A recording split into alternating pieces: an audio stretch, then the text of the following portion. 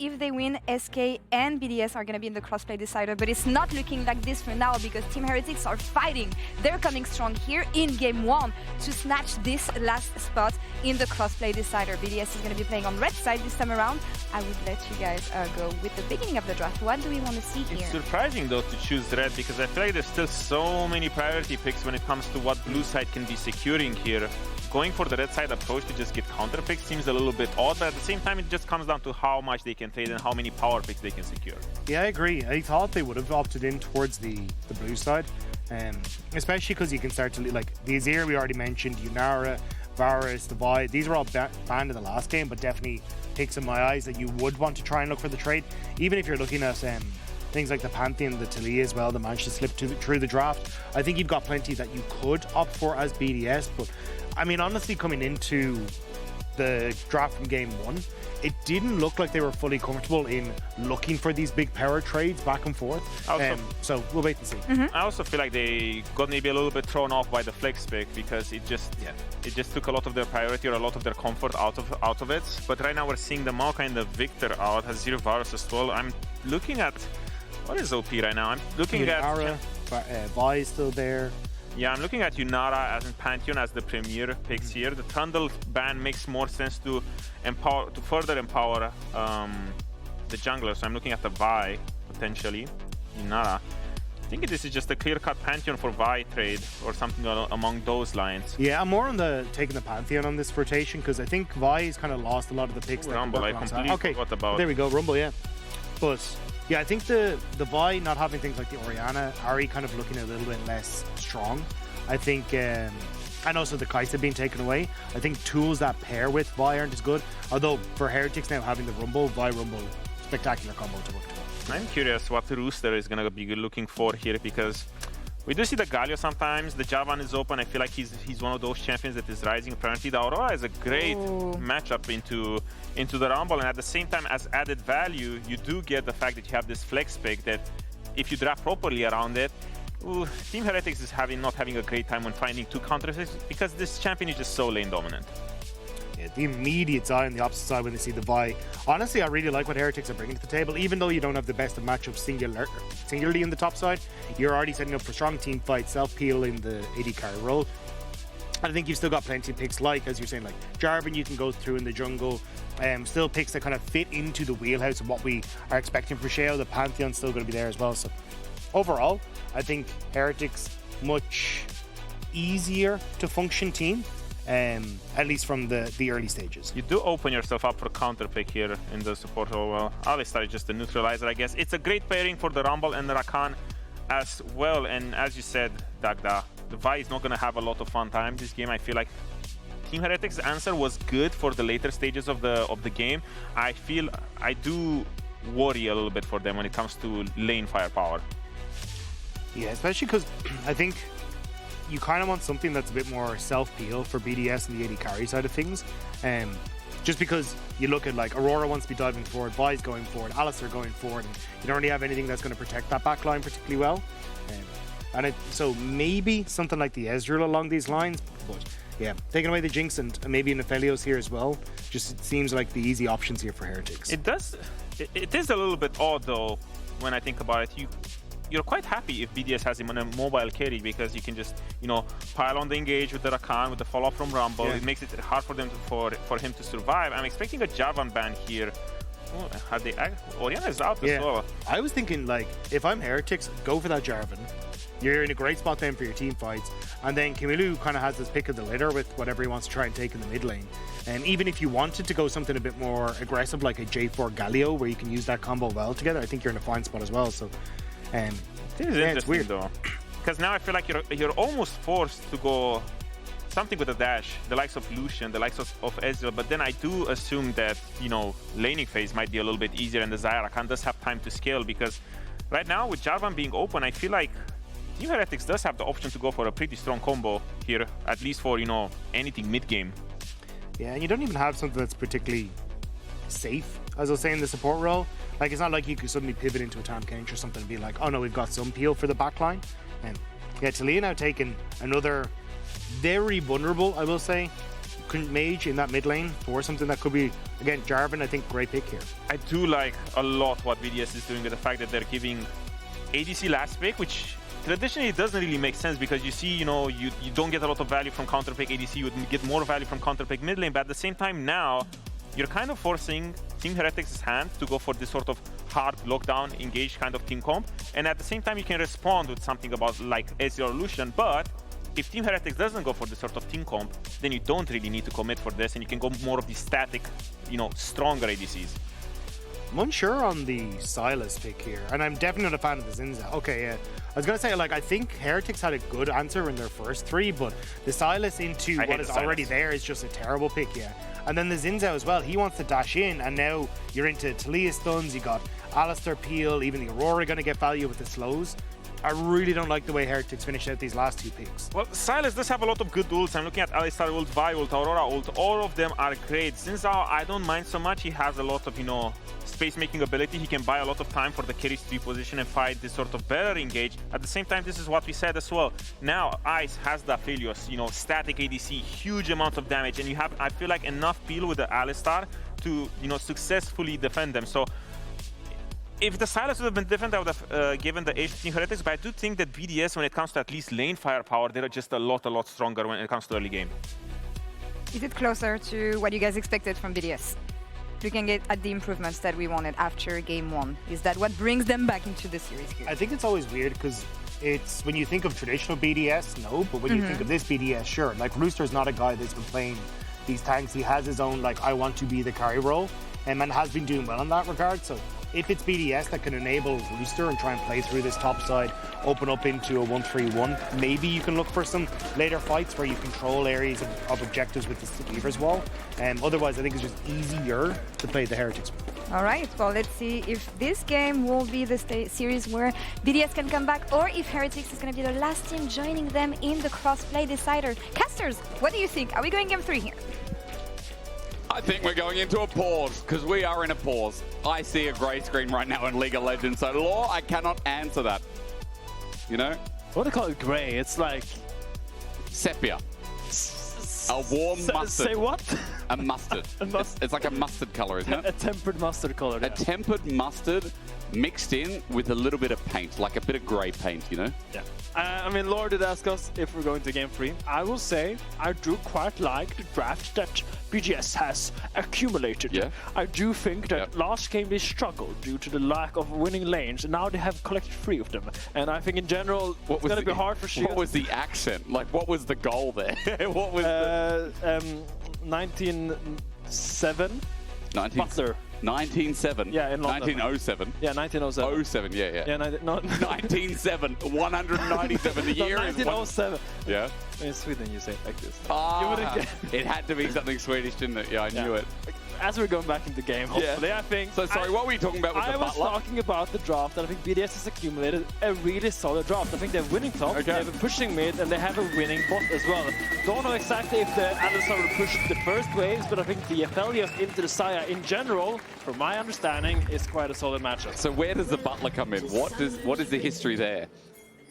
I mean, Sheo's going to have to be the Butler because all the lanes are in dire need of assistance right now. So Sheo has to be a 1907 Butler. 1907. And Team Heretics have to find themselves a kill. They get Boukada's flash. That's a good enough start. And I feel like Team Heretics, that is the second time in a row they've found success early. Now, last game, remember again, it was the invade from BDS on this side. Team Heretics just mirrored it, but they got one better. Look at Jeeves.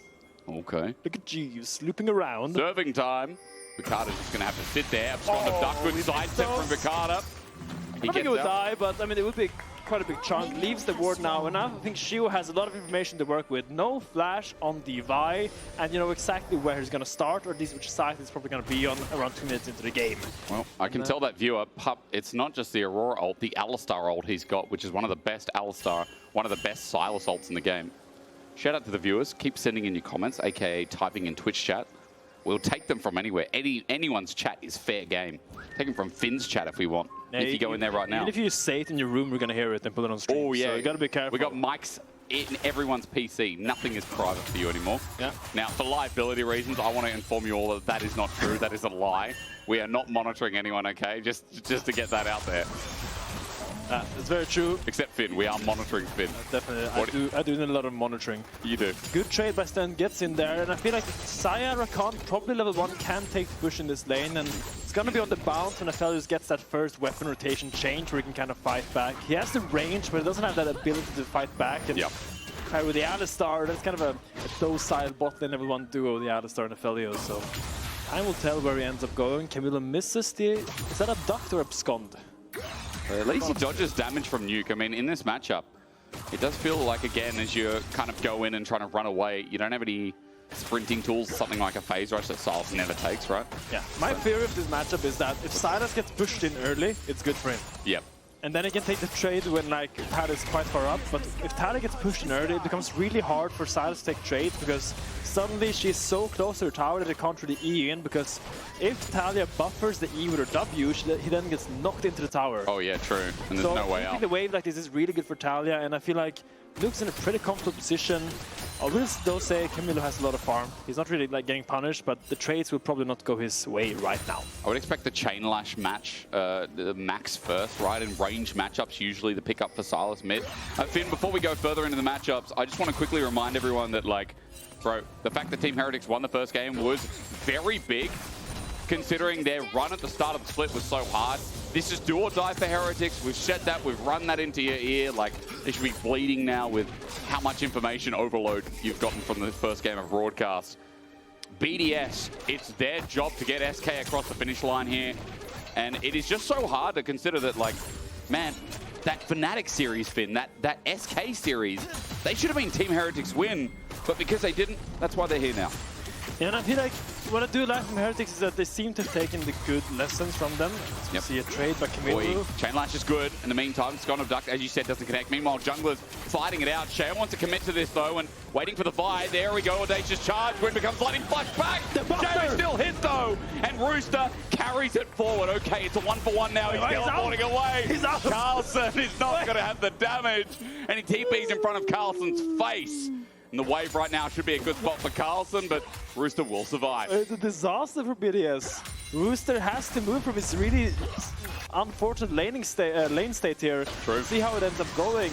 Sheo initiates this, but Boukada, he decides to fight back because he thinks Aurora is first. He thinks he has the backup from top. But now Aurora is moving, but Rumblers is trailing.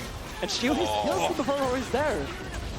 I think he tried to flash back and get the damage down while also getting out of Rooster, but Rooster still hits, so hence the trade. As you said, the wave was in a bad state. I'm curious, observers, if we can look top in a sec. Yeah, I mean, I think now Carlsen can hold this. Right now, it's going to be hard for Carlsen to kind of contest Aurora due to the item advantage, but when Carlsen gets his first base, he's going to be up quite ahead in gold, or at least in components compared to his Aurora. Right. You don't want to trade into red buff, because when he has red buff, he has so much HP regen. It's like every trade is kind of bad for you. So right now, you just kind of want to play slow, play at the edge of the melee minions, just push with your Q and get this wave pushed in. If he can do that properly, he's in a very good spot, and he's a very happy Yordle in a mecha suit. Did you say happy hippo? Happy hippo? Yeah, is that what Rumble is? Rumble Yordle hippo. I said this last week on cast, we need more hippo champs. We have no hippo champs. Think about it, who do we have? Yeah, that's right, there's no hippos in the game. I would love a Kled skin where Scarlet is a hippo. That would be really good. Yeah. I just want more hippo representation. Yeah, and then when a Kled also like... I've never heard a hippo before. I think they sound like that. I imagine they sound exactly like that, you know? You know, they brought out What Does a Fox Say? Part 2 is What Does the Hippo Say? By Finn Westhull. All right, Finn. Now, walk me through your thoughts, because you can't see it right now, but he's deep in thought. He looks down at the game and he says, well, this is what I imagine. I'm looking at this Xayah. He's going to base now, and I'm going to see where he opens. Either he opens into the top side and look for a swap, or he will go down there and base for his dragon. Looks like he's opening into the top side, and he's going to do his little full clear back onto the bot side and then look for his dragon. But I do wonder, it does look like BDS's tempo now, but they do have to match that base. So it's going to be... Actually, he changed his mind. He was opening top now he's going straight for the dragon, and they want to fight. Yeah, they do. Well, Ice has already moved up as well. He's only got a longsword with Cole. There's a BS sword advantage here as Team Heretics. AD carry's not even going to join in, so ignore that advantage as Kamiloo has a cease and desist in inventory. So Viol for Viol, especially since Boukada's not level 6, there is a slight advantage here for Team Heretics if they pull the trigger first. Yeah, but look where Xayah is. They need to kind of wait for her to regroup, because, I mean, right now, both AD carries are on the bot side. They go for the mid play. Cosmic Shove misses as well. There's the flashing commit from BDS. Kamiloo deep, but abscond hits, and the defensive play. Kamiloo bombed into the turret. He can't get the kill onto Nuke. Stend can't even save the play as BDS now playing with an advantage. Onto Sheo, knock up into the air. The seismic shove back. The burst on Sheo is enough. Parus knocks him down. BDS with 2, and that's one hell of a way to start a fight. Yeah, and they thought they were stronger in the skirmish due to the Vi and the Rakan and the Sylas, but they didn't have the damage. They didn't layer the CC properly. You want to use that Vi ult on the Sylas and then get all the damage down, but I think, if I'm correct, that the Rakan W was interrupted, and due to that, Nuke was able to flash out and create enough space for Sheo to be turned on, and they turn on the Sylas. Let's see this once again. They look onto the Taliyah, but he's gonna try to create a lot of space here. Great combo by Parus gonna come in here. Or just a W, or Q, I mean. Yeah. I mean, really well played by Parus. He gets the Q and initially engaged, and then it W's Kamiloo into the tower. Really well played by this Alistar, and I feel like that was really the crucial factor here. To some extent, found the impact he wanted here. Like, sure, he used the W, but at the same time, Nuke was so far away. SK looking really happy about that one. Yeah, SK are sitting in our VIP section. Granted, that's where they should be. Hoping again that BDS are going to show up big. Now, this early game is showing up big so far. 1,500 gold lead, and it's mainly on mid, top, right where it should be. We glazed Rooster a little bit before. You know, Nuke has always been the foundation, I feel like, of new BDS, especially since they lost Sheo. And it is really good here that this Taliyah now has a kill, and that Team Heretics, they might be getting grubs for the time being, but BDS stopped the flow of the usual Team Heretics play, which is, rather, these early dragons. Yeah, I mean, I think really crucial here, like really stopping the, as you say, hindering these dragon stacking from the Heretics, which is the butter and bread combo. Yeah, the butter, bread, butter, yeah. That they always try to go for. And I feel like this comes at the backhand of these strong lanes you have. You had to push in bot, you had to push in mid, and Heretics was forced to make this play to kind of stop that push if they wanted to contest it, but they just played well around their lanes. They had to push, they were strong in the skirmishes and secured these early objectives. Sure, you got the grubs for Heretics, but it's a little bit sour taste in the mouth, I think. I think they would have wished to got on that dragon instead. Yeah, I think so. Grub's nice maybe for the Rumble, maybe for the Sylas and side lanes, but with the way this game is going for BDS, I think their tools are online early, and they are now level 6 for a proper play. Weaver's Wall, Boukada with cease and desist of his own. That's what matters here. A quick steal from Boukada is getting out of the Krugs, getting the majority, getting the big ones, and Sheo, meanwhile, doing the same thing as he tries to hover top. Yeah, Heretics is on engaged swap here. Actually, they swapped first with their top laner, which is a little bit unconventional. Most people just swap with their bot lane, but it's a very good adaptation.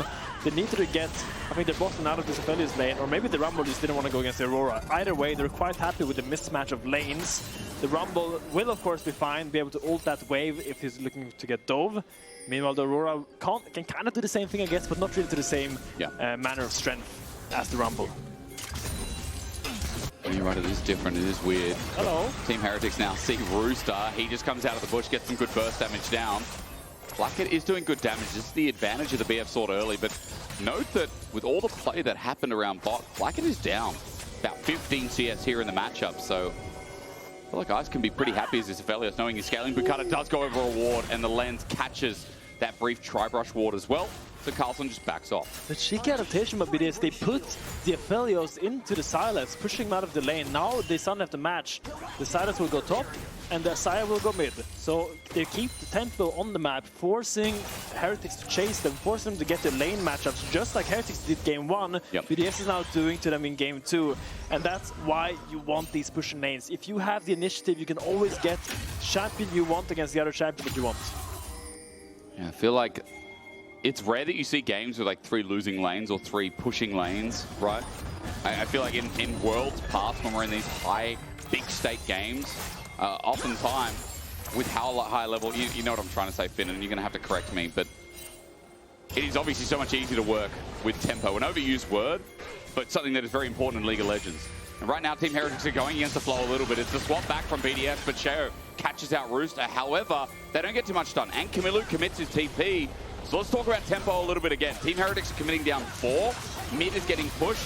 Top is going to bounce back. thanks to Nuke as well.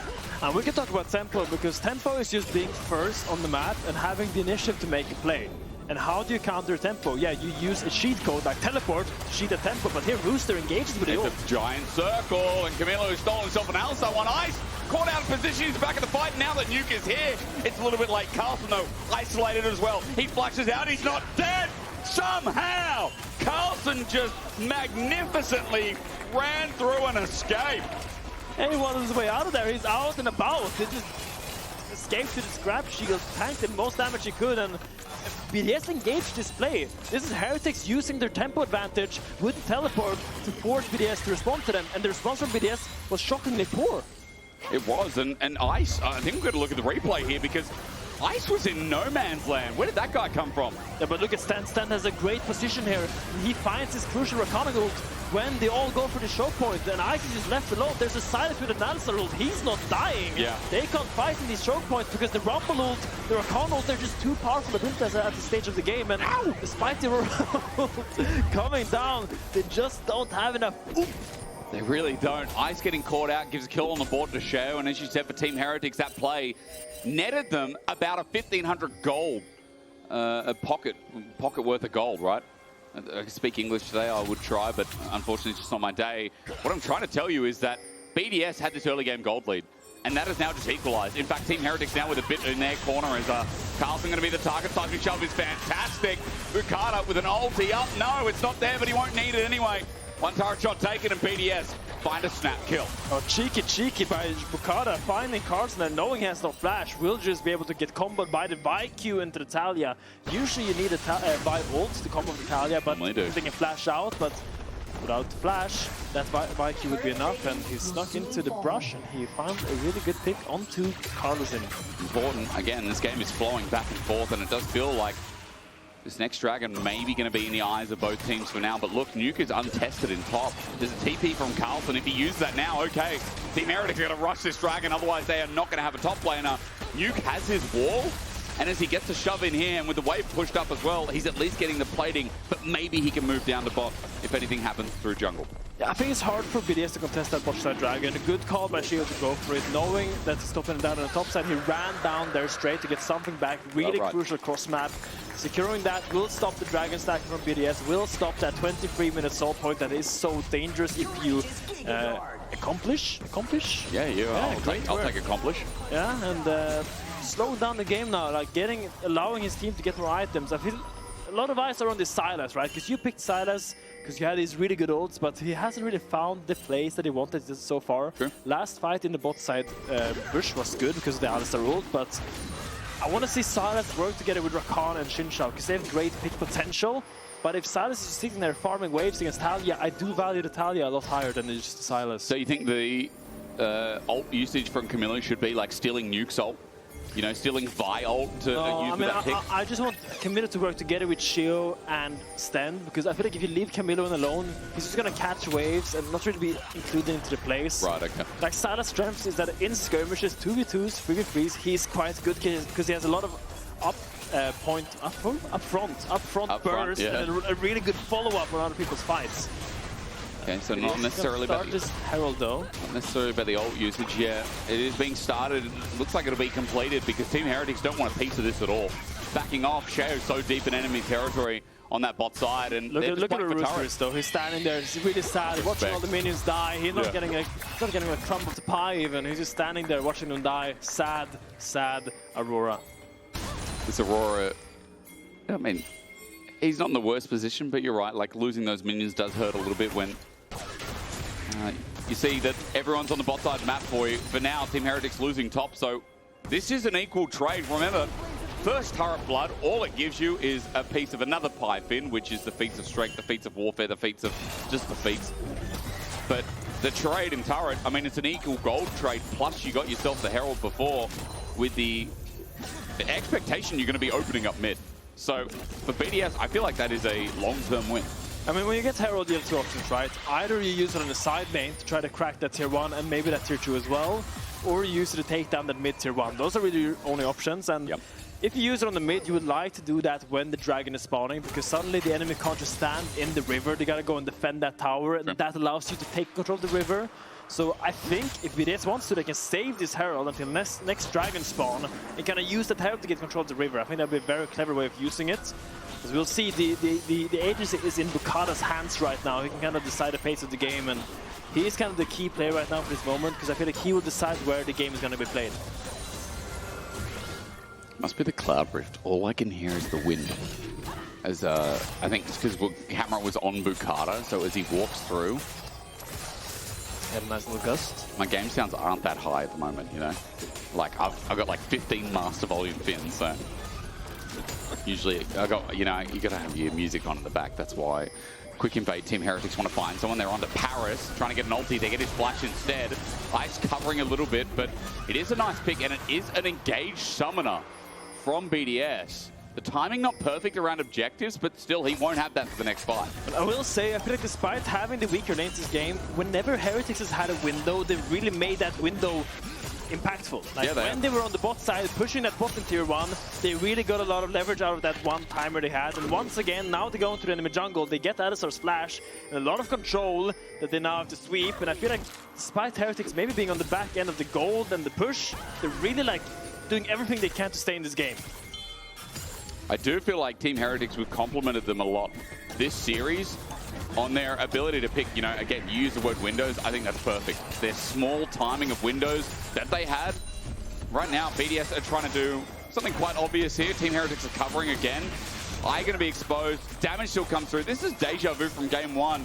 BDS aren't able to get a push with it, so mid-turret stays standing, and it again is not the most efficient Herald usage as Team Heretics are looking for a fight. I mean, it was a decoy Herald actually, because they used it mid, but meanwhile, decoy. Everyone went to mid lane to defend this turret, but meanwhile, Aurora was pushing down bot lane and getting that turret. Actually, I'm wrong. She didn't get the tower, now she's leaving, now she's sad, and it wasn't the tower. So, maybe it was a decoy, but in the end, it was like, it was a failure of a decoy. I mean, look, Rooster got close to it, but Dragon's up in 25.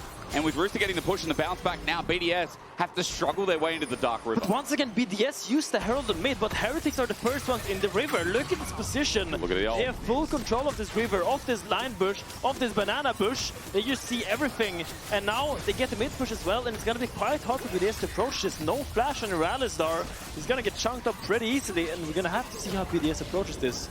Because something good needs to happen here for BDS, because this is a difficult position to approach. About Boukada as well. How does he set up for the ult? What's the target? Onto Kamiloo, abscond away. Vault Breaker charged up, ready to go in. Abscond duck doesn't work. Stend pulls out the quickness, jumps in, but Parus ulti out nice and early. He chunks everyone. He feels the might of Team Heretics. Stend's going to get healed up. There's a redemption to half HP. Another Vault Breaker ready to go, but where can Boukada send it? Into Carlsen, the burst is there. Kamiloo in the way though. Carlsen gets out again. His equalizer layers down BDS. Their team fight not going well. Carlsen's still alive. Dragon goes down. Good seismic shove. Sheo now in the way, and Ice picks him for bones. Team Heretics have lost one. The Weaver's Wall comes out, but Nuke doesn't want to follow it. He's scared. Another Vault Breaker, but Nuke has no mana. The Arakan's now coming up. Team Heretics, I don't know if they think that BDS can start. The TP is going to come in. Stend is on the run. It's messy, but now it's all about Arakan for BDS to get control of this game. Heretics gets the Dragon, but the exit is very sloppy. I feel like they could have played to get him out there more. Now they're starting the Arakan for BDS. Rooster looking for a pick, but he's going to have to flash out. He is. It's messy. Gets really chunked though. It's messy for BDS as well. I don't know. I mean, Arakan at 4K. Remember, the resistance are being shredded, but Team Heretics don't have a way in. I take the mess away. It is still better for BDS. A massive win for this team in game 2. And that, I think, messy is a great way to describe what we just witnessed. Messy carnage happening on the Rift right now. BDS gets the Arakan, loses the Dragon. I think you're quite happy, as you say, Jake. Really good pick as we go back in here. No flash on Alistar. That's why it's so easy to poke him down. And Parus ends up going down really early in this fight. Boukada has to flash out, they turn to Parus, and here it looks really good for Heretics. Now, what you have to do, you go back and you don't walk past this line. You just keep doing this Dragon. But look at Carlsen, I think he's getting a little bit overzealous here, trying to look for something that's not really his. And that kind of makes all of Heretics kind of come and help him. And now it's now we're in the trenches, you know, now it's a dirty fight, and Kamiloo's using his ult, and here you can get out, but Sheo gets picked there. It's a mess. It is. Let's go again though, quickness. It's Stend on the Rooster. Parus' ulti is out nice and early. The root does come in. Flakked hits at max range, and Parus is getting whittled down. Wind becomes lightning, doesn't help out as Redemption does do a little bit of work. Rooster gets them poking the way out, and Team Heretics are forcing BDS out from this top side. There's nothing up here, but it does mean that Sheo can keep farming away his life and open up that top turret with it. Carlsen good dodge away with the Proto Belt, and Nuke is just going to try and poke him down as well, while Carlsen runs to the wave. Man, Sheo is so confident with his Xayah. This is the most confident 1 in 3 Xayah I've seen. He's walks into the jungle of BDS and says, this is my space now. And he kicks them out of it. Gets the top lane tower and gets the top set camps, gets the crowds of BDS. And once again, I feel like Heretics, despite being on the back end, they are doing really good cross maps. I feel like their matchup play is really good, but BDS has that Atakan, has that combat presence. Yeah. And I want to see them use it more together because I think they're constantly getting picked off. Hang on, Abscond Dagda at the ready, jumping into Rooster, his big minions in the way. Now we've got the Between Worlds stolen out. Parus here to help out between one into another, and now that they're both down, Rooster's got nowhere to go. He needs to hop over the wall, but he won't be let. Flakked knocks him a peg, and Kamiloo just there to help redeem Carlsen. He's flung back as well. The equalizer is good, but as he goes golden, there's going to be help from Boukada on the way. The ulti about to spring into action. He's got no time stopping anymore. Boukada gets the kill. Bot is open for a little bit, but the minion wave has shrunk, while action in the side lanes is there. Oh, good night, sweet Prince Carlsen. You lived a good life. You torture little minions. Bot lane tier 2 will be taken here by BDS.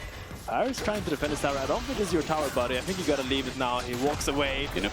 Sad cow. That's not an Australian cow. That's a... No, that's a different kind of cow. That's a sad...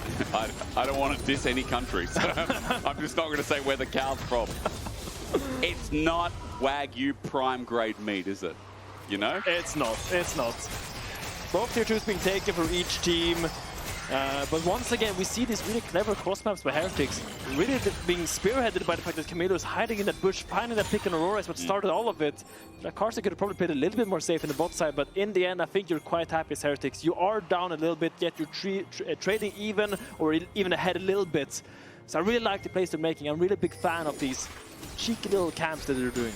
It does feel like, though, it's coming to a knife's edge, and one final moment of Scott Duck doesn't connect. Kamiloo steals away the cease and desist. Nuke is isolated, but pull the trigger. BDS have to be careful. They need to use that snap engage we've been seeing all game long. Baron's up in 1 minute 10. Finn, Dragon in 45 seconds. That will be third for Team Heretics, and this game is still not decided. This all-important game for Team Heretics' potential chance at playoffs, for SK's chance. Thanks to BDS, if they can get a win here.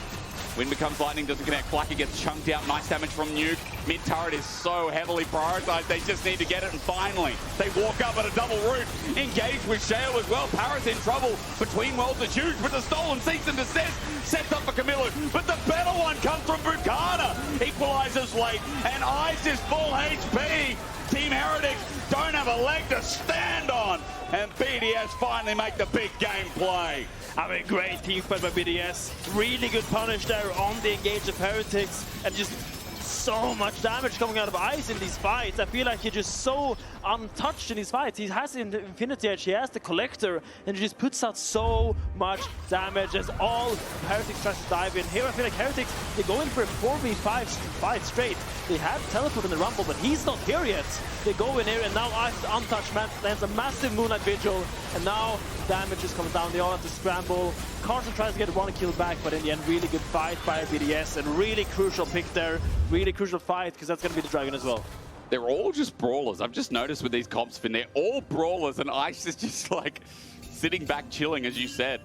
Flakked wish he could do the same, but maybe doesn't have the same luxuries in this game. BDS have finally cracked the shell. A 4K gold lead now stands, and it does feel like that was the most impactful fight of the game we've had so far, because Dragon goes down, the stacking denied, Baron's now up, a 3-item Aphelios is so close with that LDR on the horizon too.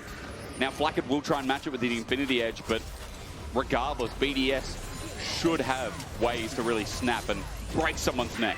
Yeah, now it's time to do the tried and true, the classic Baron setup. Yeah, okay. The bane of so many teams. That always goes well. The bane of so many teams. You're gonna get that control, and then you have two options. You start it and turn, or you start it and finish.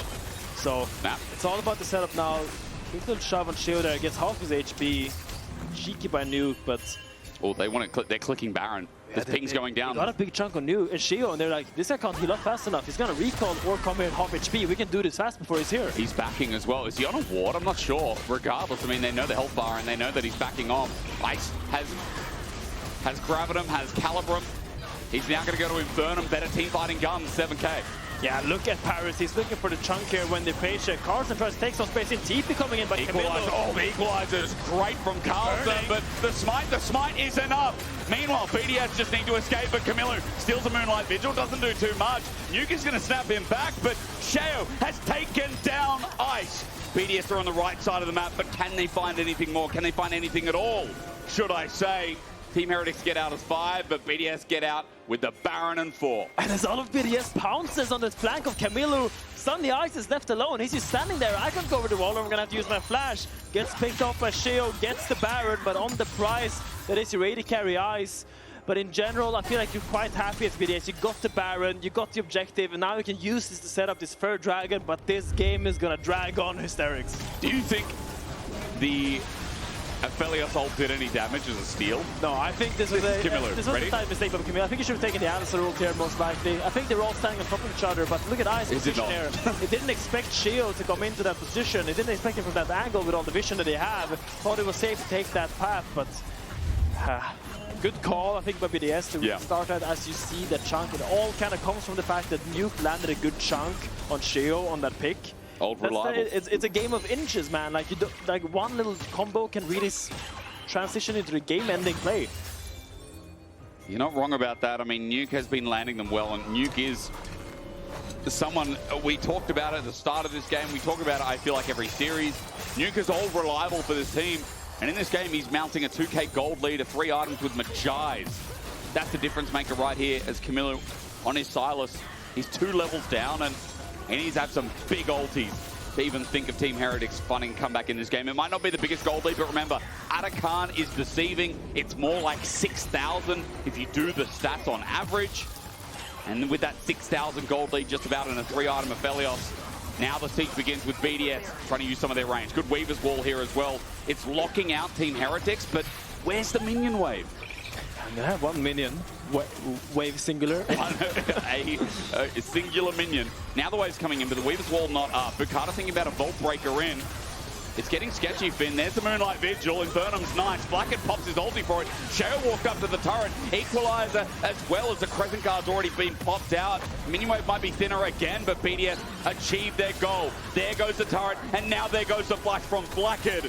Between worlds, fantastic from Rooster as Boukada jumps in. He's going into the base. He's deep for a trade here, but Nuke's the one that picks up for a kill, and Boukada will not die. Kamiloo poked out. Redemption heals up, and Team Heretics on the defense despite Boukada going in near the base. Nah, man, he's too tanky. He just goes in with the Thunder's kind of Hysterics. He's so comfortable, so confident to take that fight, to go past the base gates and go that deep onto Stend. Really cocky by Boukada, but really good play to punish that overstep by Stend. But I feel like I pity Flakked so much because you're playing Xayah, but you're being outranged by the Aurora, you're being outranged by the Aphelios, you're being outranged by the Taliyah.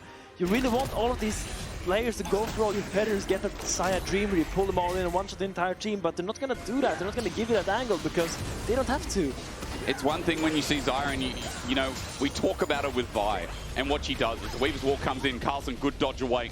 His Protobelt gets him in front of it, but now Nuke is still on the chase. He's up against the wall. There's the flash from Parus as well. Seismic Shove misses though. It's not synergized, but nice trample regardless. Rooster's going to get that one, and BDS are still at the races. They've got a dragon to take. That'll make 3. Flakked's just pushing top wave, trying to get something back for Team Heretics and himself. A good pick there, knowing Carlsen had no flash. It was an easy combo from Parus. He knew that no flash on the Rumble, he can't get out of that combo as long as he commits the flash. Gonna pick up the dragon now as well, and once again a really good play by BDS, picking on side lanes here, using this Taliyah wall to perfection. I feel like Nuke has been very active, not only pushing out the side lanes, but looking at people that's like getting bored of, because when a guy pushes out your side constantly, eventually you get like, this guy can't keep getting away with it. He can't keep pushing this side in. I gotta go do something about it. And that's when you punish him. I feel like really good patience by Nuke with his ults. I was looking for something here. Maybe he's looking for Sylas, but the Fisherman Plant will scout him out. Carter ready to ult. Stend's there to cover. Kamiloo's not taking an ult yet. That's because Dragon's not up for 4:30. That's because Baron's not up for 1:30. Kamiloo's going to wait, and in the next 30 seconds, he's going to pick a target. Now, Parus should be the honorable choice, right? If we're fighting so much, if the Team Heretics are going to send it. But the question is, Kamiloo, Will it really make a difference when he is getting popped by a 16-stack Magi's now? I mean, the issue is like you don't have flash in your Xayah, right? And that is quite troublesome because how is she gonna outstack someone without flash? Looking for a no flash on her. As you said. No flash. Flakked, how much trouble between worlds. The feathers fly out, but even outside of the circle, Stend now has to pop the quickness. This is all for defensive maneuvers. Carlsen comes in for a flank, but for BDS, it depends. Can they get out of the sandwich? Kamiloo flashes away. He's out of there, but with the redemption up, BDS looking for a turn. Team Heretics think, okay, maybe we can. Abscond duck almost onto Nuke. Meanwhile, Carlsen comes in, overheats, and thinks better of it. His flash held on to, seismic shove. Doesn't find a new target. Baron's up in 30. Better than you'd expect for Team Heretics getting a couple of flashes, but they had to burn a couple themselves. Fancy feat by BDS gets themselves out of that, dodges the Abscond Duck, dodges the harpoons by Carlsen to kind of stop that chase from commencing. Went very deep onto the Flakked. I'm really surprised they weren't able to go deeper, but I guess no flash on the Vi makes it really hard to dive him when he's that far away. And 1, 2, I believe Parus had to burn a flash as well. Actually, flash advantage from the fight, but regardless, for BDS it's going to matter less and more for Team Heretics, considering they're the team that has to pull the trigger. Finn. I'll raise you one. Uno. Wait. Uno. Uno, dos, tres, cuatro. There's 4 items on the Aphelios. Okay. There's a lot of items on the Aphelios with Flash, with Ghost, and I really struggled to see anyone in Heretics diving that. Maybe Kamiloo with a Vi ult and the Rumble ult on top of him, but I don't think they have enough damage, frankly. And I feel like Ice, this next fight, is going to be so untouched, and it's a big issue for Heretics. Hey, now that we're drawing on the screen, look at where that guy is. Stend is pulling off the flank of a lifetime. Stend Bond. How does he do it? Quickness on the Nuke, he's got it. And they're going to get Abscond Duck down. Nuke goes. Stend, you genius, but where does it go from here? A missile down, a turret in the way, and no feathers to fly in the face of Ice. He holds his ground, but 5 versus 4 for 50 seconds. Oh, Stend, you handsome, handsome man. What a crucial flank. Boukada's by himself as well. The equalizer's down. Boukada has no way of getting out. Stend helps out with the engage, and the flash away from the Vi. BDS, it is not secure. This game is not over yet. I'm feeling the nerves. I'm feeling the jitters from BDS. They're kind of throwing their leader a little bit. They're getting a little bit unsure what to do without their mid laner. All is on Ice. He's one with the damage, but he has green and purple. The gun's not suitable. On the Carlsen, though, individually, Gravita might help out. He's in the way, but Parus looking for an engage, going gold. Meanwhile, the side of the fight, Kamiloo is dealing with a Boukada. Wants to steal while the Baron's going down, but he won't get a chance. Baron now in smite range, the feathers out, going in, Parus can't steal it. Heretics have secured that which is purple. A double over to Flakked. Ice still alive. On a ward they sit, Flakked sticks around, but his route won't matter. Flakked should have just backed off. He's now dead for 60. Oh, it's Carnage. The Rabbit is running away, but Heretics pull it out of the hat. I don't know how they found this angle in this game. All it comes out of Stend finding that crucial flank. Flakked will die, but sure, you have bought yourself a lot more time. Flakked respawn 40 seconds and 1 minute on the Dragon. He's gonna be 40 minutes. I hope not. Imagine at this point in the game, 40 minutes you're out for a long time. But look at Stend here, look at this genius crafted little flank using Fog of War to perfection and no flash on Nuke. They know it, and then he walks up, no sun, he has no flash. They know he's a dead man walking on that mid wave, and now everything ensues. Really nice pickup from Heretics, and then Boukada isolated from the rest of BDS as we speed this up, and you'll see, I think he goes back over the wall and Team Heretics get his flash. SK must be reeling, because this game should be in the bag for BDS, but we keep flipping. We get to Dragon Soul Point. BDS need this Dragon.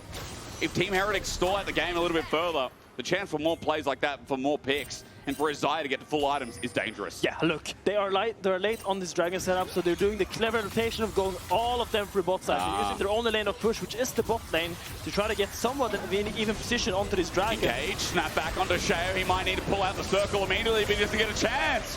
Even though it was smart, as the engage comes through, they're going in 1 by 1. Kamiloo's popped the Alistar ult, and yes, it helps, but now the equalizer's out. BDS have to kite back, flash away from Rooster. I am indeed, but does the engage mean anything? Weaver's wall, and onto Kamiloo.